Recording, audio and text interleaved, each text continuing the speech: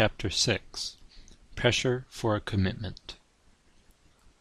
One particular evening, as Roland and I conversed with the Satanist priest, he mentioned that the time had come for both of us to begin exercising faith in the power of the spirits, since the Master had instructed him that we should. "One of many gifts is yours to claim," he said, "if only you are willing to profess faith openly in the Master." It consisted of participating in a Satanist ritual in which we would state before the assembly that we recognize Satan as a great god, the supreme ruler of planet Earth, willing to bestow wonderful gifts upon believers. We would then claim for ourselves such a gift as we desired.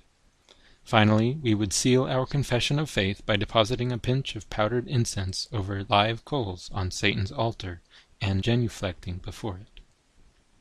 My friend did not hesitate at all.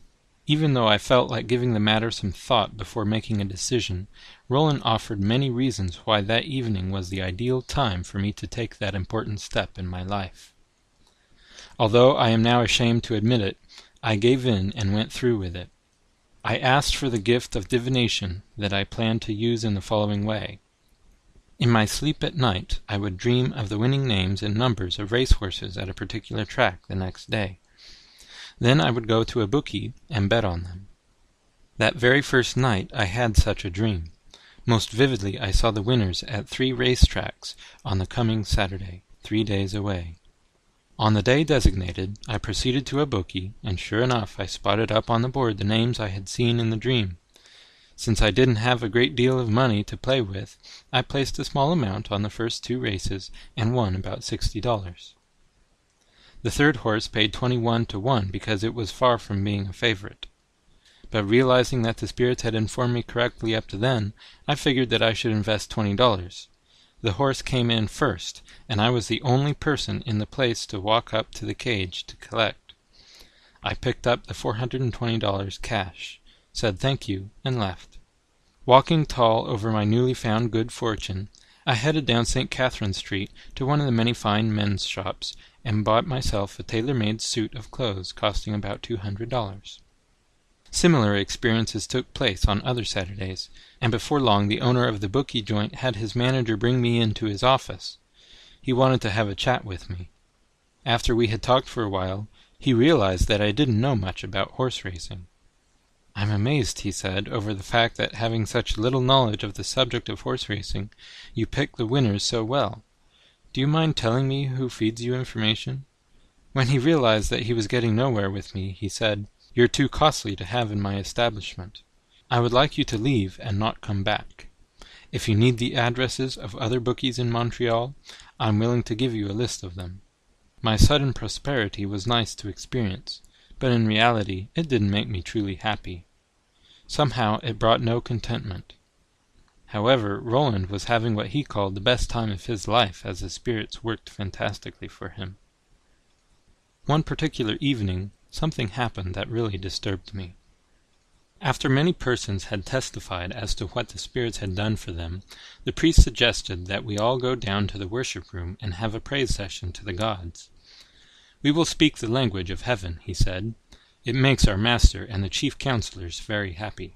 His statement puzzled me, but I felt it was probably best not to ask how devil worshippers could speak the language of heaven.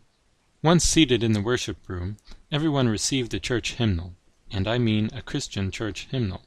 In fact, the priest mentioned 3 Christian denominations using that particular one. After he performed a short ritual before the altar, he then told the assembly to turn to a particular hymn and sing along with him. The singing must have continued for 20 minutes. Not uttering a word, I sat almost in a state of shock. Afterward, while we were returning upstairs, the priest came to me and said with a smile, "I noticed that you did not take part in our praise session to the gods. Do you mind telling me why?" "I just couldn't profane those Christian hymns the way you people did. The fact that I don't like someone is no reason why I should sing profanities against his name. I understand the way you feel, but after a while you will adjust. It's like the first time a person witnesses a live animal sacrifice. At first it shocks him, but after he witnesses it a couple of times, he doesn't mind it anymore. By the way, we're planning to have you and Roland come with us to celebrate our high feast to the gods at a resort we have in the Laurentian Mountains. You see, November 1st is a very sacred day for our people. I will tell you more about it next week when we meet again. While we were driving home that evening, I asked George to clarify something I had observed during the praise session. After the people had sung for a while, some of them began to use a language other than French, yet the melody was still that of the Christian hymn. He explained that the spirits took control of their minds, causing them to praise Satan and his chief counselors in spirit language, thus enabling humans to worship them in a more elevated form of adoration. Such a type of service, he explained, had a dual purpose. First, the fact that demon worshippers sang Christian hymns in itself derided the name of Christ. Second, when demon spirits assumed control of the minds of some of the singers so that they praised Satan and his chief counselors in spirit language to a melody of a Christian hymn, it constituted the highest form of blasphemy against the God of heaven, which pleased Satan exceedingly. A number of references to live animal sacrifices had caught my attention, so I asked George to tell us about them. He explained that his people conducted them on November 1st at a specific place in the Laurentian Mountains, but that he preferred having the priest explain things to us. However, circumstances kept me from ever finding out. Unknown to me at the time, the fallen angels became aware that God was working to bring me shortly to the place where I could hear of his great love for undeserving human beings, his plan of redemption, and his righteous character in dealing with humans. The spirits then determined to pressure me quickly into a deep commitment to demon worship. They wanted me to pass the point of no return, as I will explain shortly. On a particular Wednesday evening when I entered our place of worship, I never expected that it would be for the last time.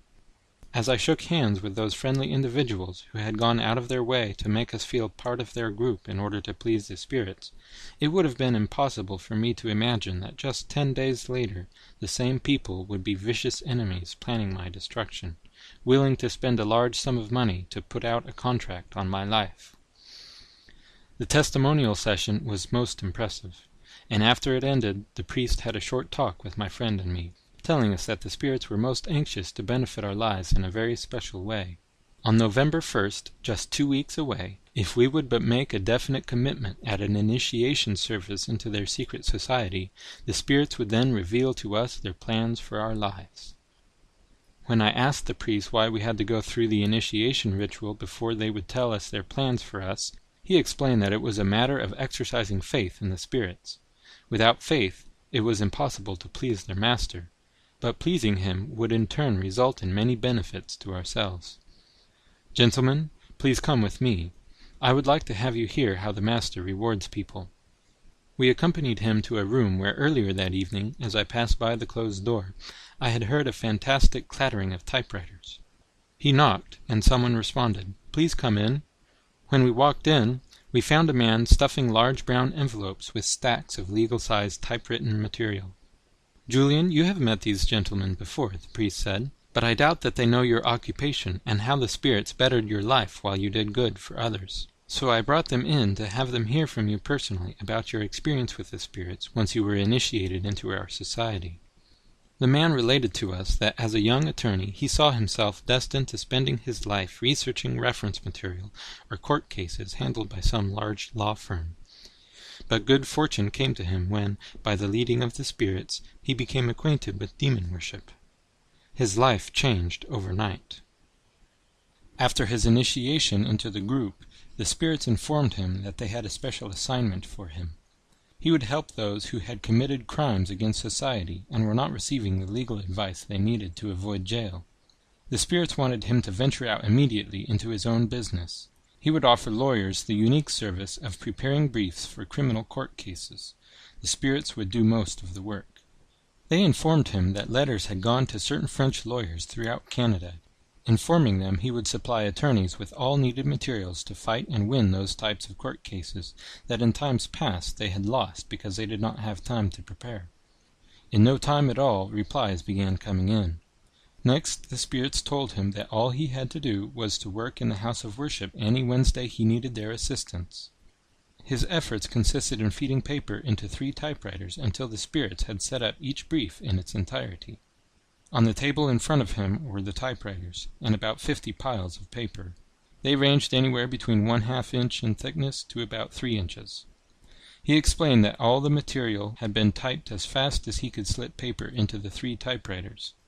It contained the proper procedures to follow in court, case histories of similar cases tried in the past, etc.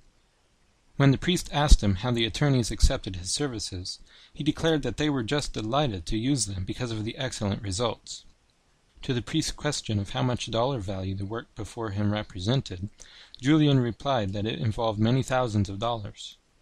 As we started to leave, he invited us to come in and observe the spirits at work whenever we found ourselves in the building and he was occupied with his project. The priest repeated his request that we let them initiate us into their cult. My friend gave him a yes answer, but I could not. "I'm sorry, but I cannot give you an answer immediately," I told him. "Next week at this time I will give you a definite answer." Not realizing it, I shook hands with the Satanist priest for the last time, then left.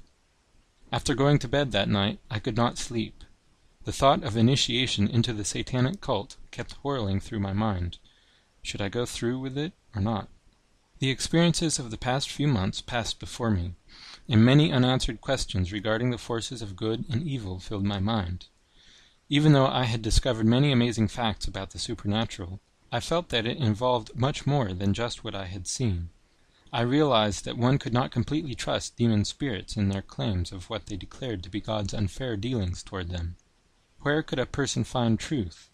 Certainly not in any of the Christian churches, I thought, or I would have heard of it by now. In my perplexity, I felt that somehow I needed help in making an intelligent decision, and an almost overwhelming sense of helplessness caused me to exclaim aloud, "If there is a God in heaven who cares for me, help me!" Shortly after speaking those words, I turned on my side and fell asleep. The next thing I knew, my alarm clock rang. That Thursday morning I went to work, buried in my thoughts. Shortly after I had met Roland and began to attend spiritualistic seances, I started on a job I had applied for some time previously. It meant my taking up a trade, that of embroidery for a firm specializing in that type of service to the dress manufacturing firms of Montreal. During the time I was operating my embroidery machine, I mulled over and over the decision I had to make within a week. By Friday noon I had come to one, that I had no other choice than to go through with the initiation.